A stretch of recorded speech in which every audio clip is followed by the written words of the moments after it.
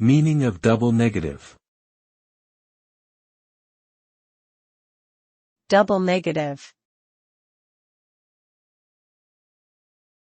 Double negative. Double negative. Double negative.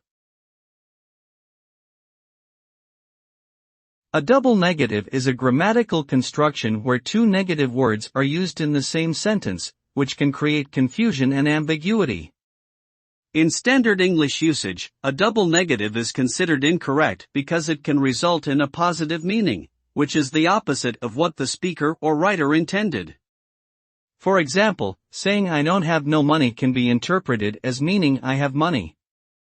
Double negatives are common in non-standard dialects and informal speech, but should usually be avoided in formal writing or when communicating with precision.